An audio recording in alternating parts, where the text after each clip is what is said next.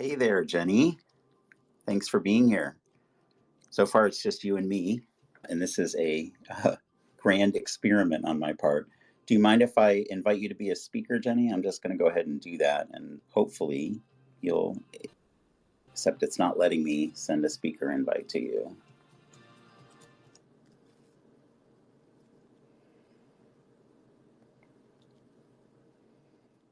So here I am learning new technology and trying to figure out how to. Okay, so I've allowed you to speak now, Jenny, but you're going to have to unmute yourself if you want to speak. Oh, and my friend Jeff is here too. Jeff, I'm going to go ahead and add you as a speaker as well. Hi, Jim. Hi, Jeff. I just received the access to speak, so I can speak whenever you call upon me. Great. And I'm doing the same with Jeff. I think I can have 10 speakers, so I'm just going to let the first 10 people to show up. I'm going to invite them to speak. You don't feel any pressure, though. You don't have to speak if you don't want to, but I'm just opening up the audio channel for you to do so. Just thank you guys for being here for this sort of experiment. I played around with Clubhouse and never really got it. But then Twitter started doing something similar. And I said, oh, this is an interesting thing to try out. And maybe I can host some conversations in Twitter spaces and have some interesting connections with folks. So again, thanks for being here and experimenting with me. And maybe we'll see some other people show up. I'll try to get the conversation started just by talking a little bit about this idea of boundaryless collaboration in economic development and community development. I know Jenny knows a lot of this perspective already. Paul's here and Jeff are here, people who know the work that I've done at APLU and also with UEDA, the University Economic Development Association. And that work has sustained the direction of things for me over the last number of years in terms of how I'm interacting with clients now in my business. So I actually posted a link to a blog post along with some of these promotions about this Twitter Spaces discussion. So hopefully you've had a chance to look at that blog post. If you didn't, if you go to my Twitter profile and click on the Linktree link, which is in my bio, there's a link there to a few different things. The one at the bottom of the list is to something called Boundaryless. That's my new blog. And the first post I put up on the blog is really what I'd like to talk about. And in that first post, I talk a little bit about what I mean by boundaryless and why we need to work across boundaries better. And I suggest that the current phrase that we're all using is build back better. And I suggest that maybe what that means is to build back boundaryless. If you're going to tweet, by the way, during our conversation here, please use the hashtag build back boundaryless. And I'll watch for those tweets. And I think there's some way I can actually include those tweets into the Twitter space somehow. And I'm going to try to figure that out as well. So yeah, I mentioned this is an experiment. I'm really grateful to you all for you all being here to join me for the conversation. Also, by the way, even though there's only a few of you, please don't feel pressure like to stay and hang out if it's not working out for you or you don't have time to be here for however long we're going to end up talking. Please don't feel worried at all about having to duck out. That's what this Twitter space idea is all about, is something that you can just drop into and drop out of when you need. Let me just share a few thoughts to hopefully get some conversation started. And I know all three of you are going to have some good perspectives on this idea of collaborating in boundaryless ways. And so I'd like to just share these thoughts and then we'll see where the conversation goes. Thanks so much for being here, Anna. I'm going to invite you to speak, but please don't take it as pressure to speak if you don't want to, but I'm just doing that so that you have the channel open if you do want to share. So glad you could join us. As I've mentioned everybody else, just quickly, this is an experiment. Bear with me, and thanks in advance for your patience. So just some thoughts to get the discussion going. What do I mean by boundaryless collaboration? And by the way, what I really like to get at as we open up this conversation is what does boundaryless collaboration look like for you? Give me some examples of what it looks like in your work with other organizations, other institutions in economic and community development. And also, I'd like to think about together what it might look like to build back Boundaryless, as I mentioned before. And again, in that blog post, what I really just tried to lay out is, look, what we've been talking about since I was doing work at APLU is blurring the lines a little bit between the very broad categories of talent, innovation, and place, and understanding that we can't think about these things in independent silos if we're going to be effective in having economic or community impact. So if we blur those boundaries, that means that what we put out there is that if we blur those boundaries, then we're going to be much more effective and have a higher scale of impact. So what does it mean, be boundaryless in collaboration? Well, it doesn't really mean to blow away boundaries, right? Boundaries are really important. We create them between organizations, between functional areas in organizations, and in a lot of other places in order to be effective, right? Because we can be much more effective and efficient in many ways if we keep some of those boundaries and we have clarity. But we do need to go beyond. One of the challenges that creates when we create those boundaries in organizations is that they dictate then where the lines are drawn when we actually become much more programmatic and start working together with partners in the various initiatives that we take on.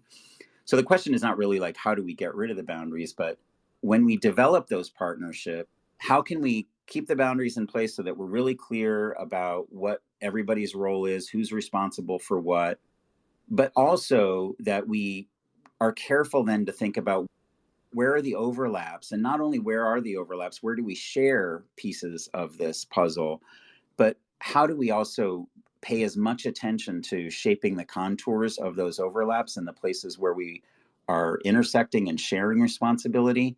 How do we pay as much attention to those as we do to the sort of what I would call transactional elements of partnerships and collaboration? Again, going back to the blog post, I'm just trying to suggest generally that boundaryless is not necessarily a way of being for an organization. It's not a structural characteristic.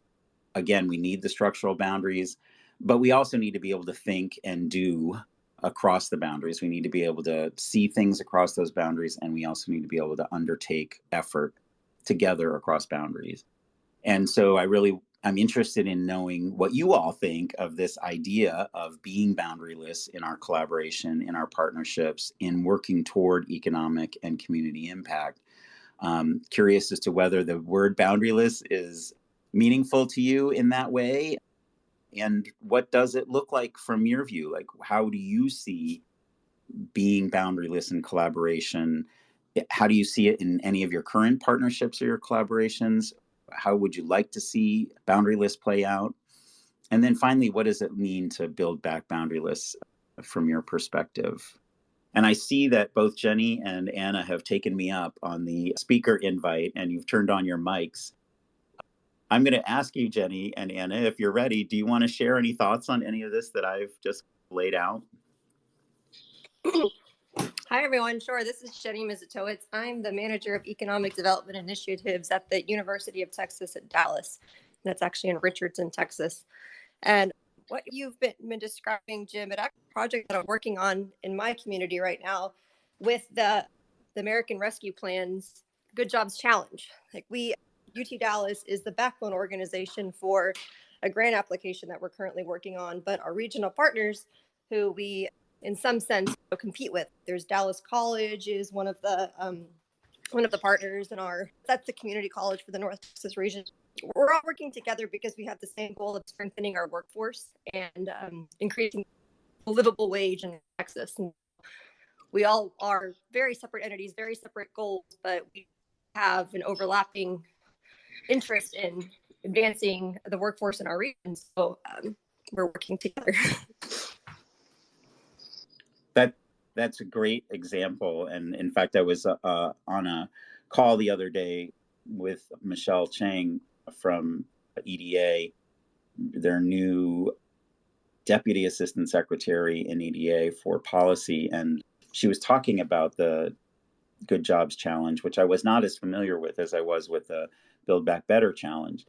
But it was interesting. I think it's interesting to look at in both of those cases how they're encouraging exactly the kind of thing you all are doing, Jenny, by saying what we want are, yes, we want sectoral partnerships. We want industry organizations, businesses within a particular sector to be able to work together and work with universities or education and training providers to identify what's needed.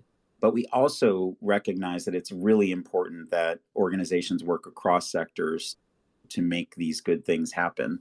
And in particular, I think, and around the Good Jobs Challenge, I think it's trying to get at a boundaryless thing that I think is needed some attention for some time, which is trying to think about how we blur the boundaries between workforce development and education, two very different structures and kind of organizational types. And the sort of workforce development system in this country is not really designed to encourage necessarily increasing levels of education.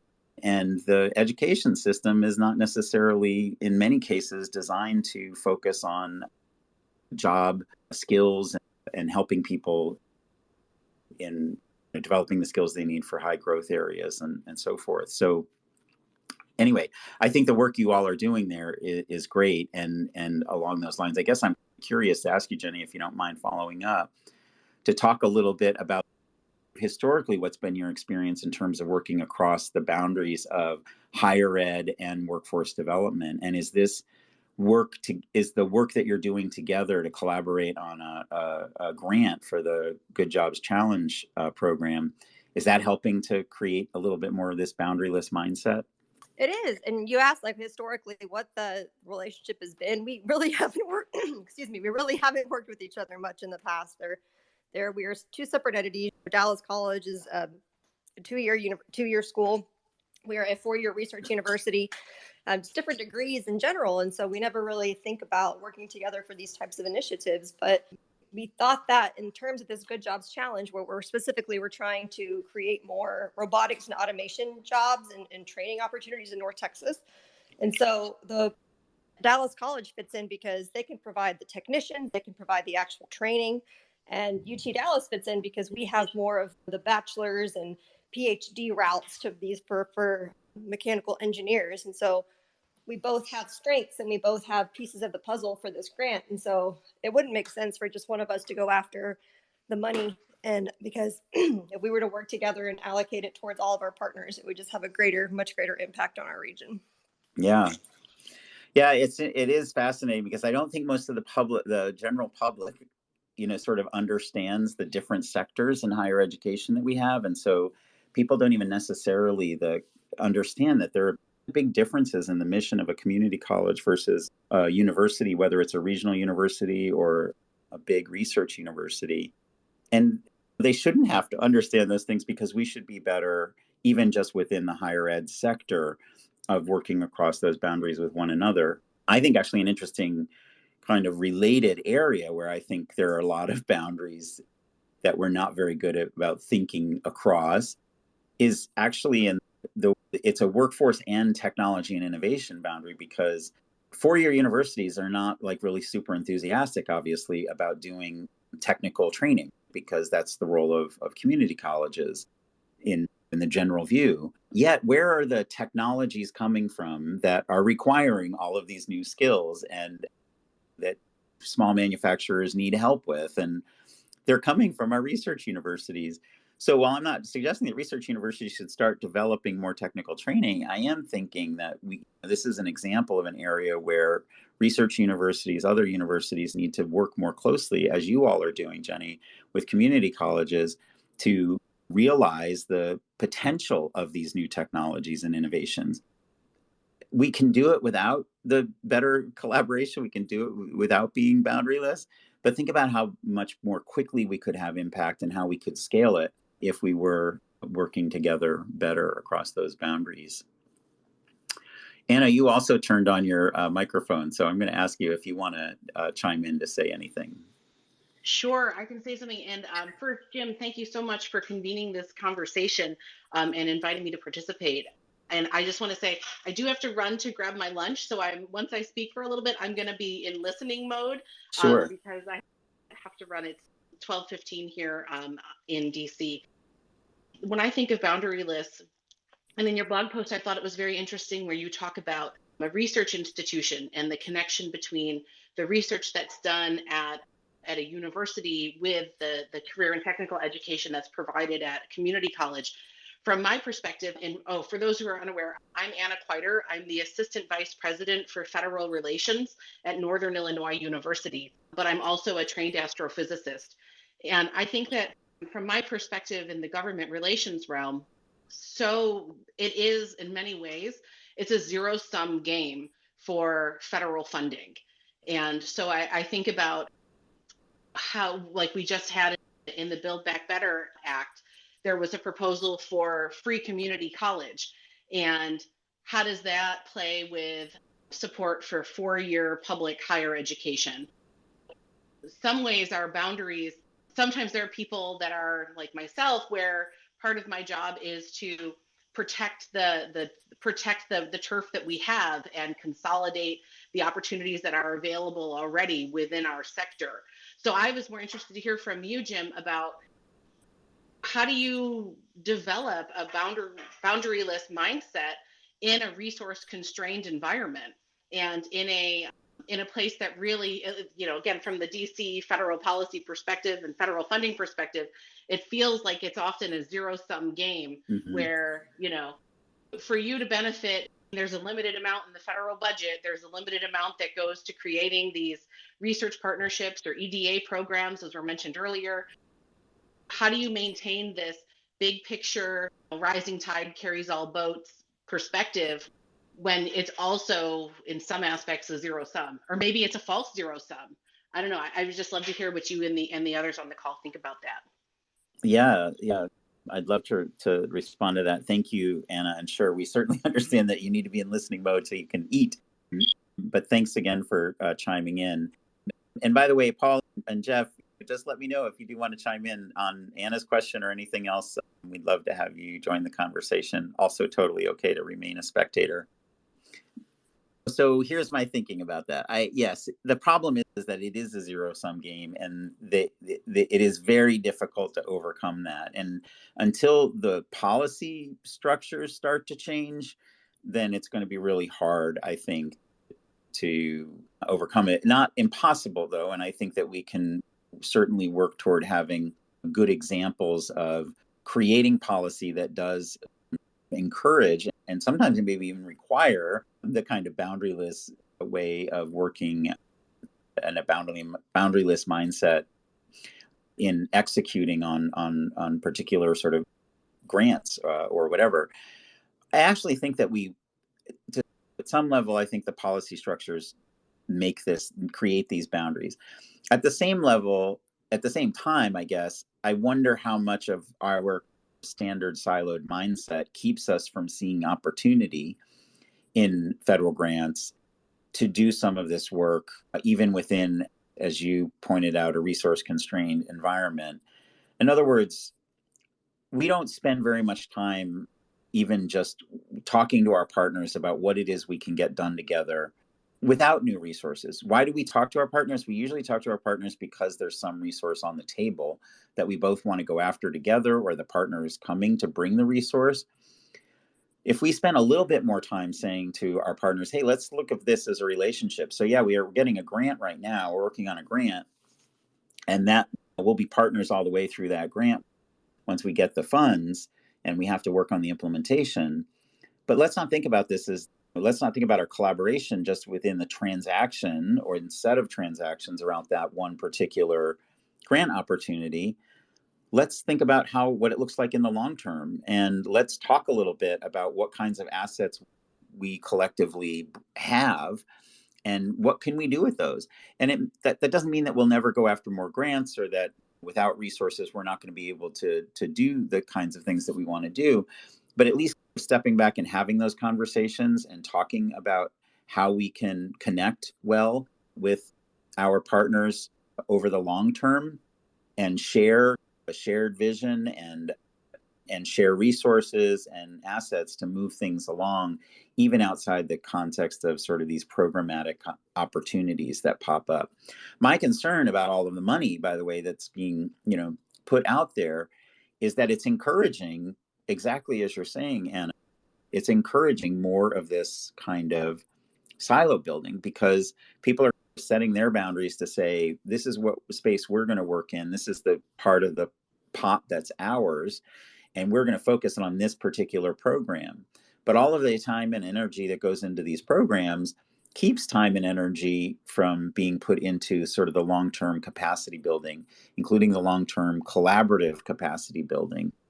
I think it can be leveraged for that. And Jenny, I might want to come back to you if I could, just to talk a little bit about the way you're working with your partners.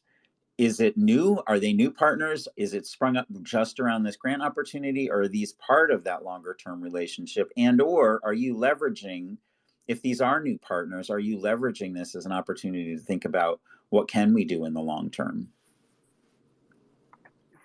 They are new partners in the sense that this is the first time we're actually partnering with them. But we all know each other in the North Texas community. We all attend the same economic development events. But this is the first time that we've actually teamed up and met on a frequent, regular basis to actually solve this problem together. And in addition to our economic development partners, all the other educational providers and institutions, we're also for the first time leveraging each other's connections. Like, we're collaborating with industry on this project too. Dallas College was able to leverage their connections with industry in North Texas, and so now they're joining our project, and that led to introductions to UT Dallas, which is going to benefit us as well. It's a great opportunity because we took all of our individual resources and connections and brought it together, and now we can all share and really create the maximum impact. That's great. Jenny, let me ask you though then, so let me ask you a hard question. So what happens if you don't get the grant? What happens to these relationships that you're developing? And what happens to the goals that you have? Yeah, we haven't really thought about that. we haven't really thought about that. But I imagine that we'll still have this idea, and we'll seek alternative sources of funding, whether it be from the private sector, whether it be the actual industry that needs the training.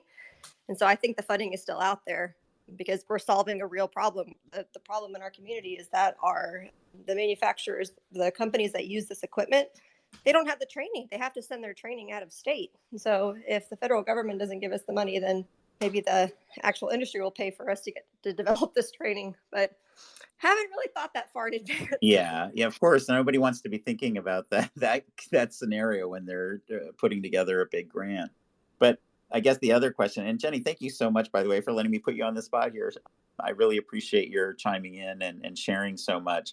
I'm going to ask you one more thing to share, and certainly understand if you want to be constrained in your response, but I really would love to hear your thoughts on what kind of the challenges are that come up. What makes it difficult to do this collaboration stuff? And obviously, don't want you to name names or be specific about organizations, but are there general kinds of things that you can say that these are the sticking points? These are the things that make it really hard to collaborate, because whether there are specific boundaries that are in place, or are there other things that make it difficult?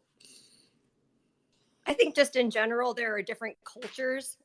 there are different cultures within our organizations that dictate the pace that we move at. There's different levels of approval and sign off. I think that's in higher education in general. There's a lot of red tape and there's a lot of bureaucracy. But I think one of the hardest things is just navigating each other's environments and each other's cultures, and not stepping on each other's toes, asking more than that we can actually do. That's a great example of a challenge, I think. And I think this is one of the biggest issues we face in having effective partnerships and collaboration, is that, and again, this is definitely a boundary issue for me, that, we don't necessarily take a step back and say, what we do, we spend a lot of time noticing others' cultures, other organizations' cultures, and identifying all the reasons that it's bad for those cultures to be different from our own organizations. And I'm thinking in particular right now, like industry and higher ed. And there's a lot of disconnect, of course, in things like timelines and that sort of just timelines, just the speed with which things get done and the way things are organized to drive a project. And then there's just this in general that this sort of mentality, I think, among business and industry that higher ed needs to be operate more like business generally, not just on the speed thing, but in the way it organizes things and the way it measures outcomes and so forth. And the thing is that I don't know the extent to which that's true. Sure, everybody can learn from each other's culture and every organization could probably improve if they take a look at cultures and organizations that aren't like theirs and think about how to adopt some of those practices or characteristics. But in general, the organizations that we want to work with because they're strong, and they're strong because they have the culture that they have and they've done things the way they've done them for many years. So I think we have to spend more time realizing that the things that are challenging about one organization or another, or one, even generalizing even more, like one sector or another, we have to realize that the things that are frustrating are likely also very much related to the things that make that organization strong and create value in working with that organization. So we have to spend less time kind of lecturing each other about cultures, and I think spend a little bit more time learning to understand each other's cultures and figuring out how to blend them and work together, and rather than say, well, you do this here, or you take this part of the program because that's the timeline you're on, and we'll take this part because we're on a different timeline. I think that's the danger in this cultural difference, is that we end up divvying up what everybody's going to do just because people are in different cultures. This is great. And again, Jenny, I really appreciate your becoming a panelist here in my conversation today. Yeah, it was my pleasure. It was great to talk to you, and I appreciate the opportunity to talk about my project. It's helpful for me too, and thanks for all the advice, and thanks for allowing me to be part of it. Yeah, absolutely. And I'm going to follow up with you, Jenny, and I see a starring role in the Boundaryless blog for your project at some point, so that we can tell people about it in a little bit more depth and share with people some of what you're learning as you work on this. You bet. I just hope we receive the money first. Okay. Again, remember, even if the money doesn't come in, you've developed some great relationships. You're on the way to collaboration, maybe even boundaryless collaboration, and you should really continue to explore that and take advantage of that opportunity. But certainly, I'm crossing my fingers for you that the money comes in. And what do you have, another 4 weeks or so to get that proposal done? Yeah, January 26th. So it's going to creep up. Yes, it is. And it's, of course, over the holidays. It's going to ruin the holiday. Listen, this was a lot of fun. And I don't have a lot more here. And I had no idea who would show up or how many people would show up. I am so grateful to the 4 people. Just as I'm starting to wrap up, my friend Rebecca shows up. Rebecca, I'm going to go ahead, and you don't have to accept my invitation, but I invited you to speak just in case you would like to chime in, Rebecca.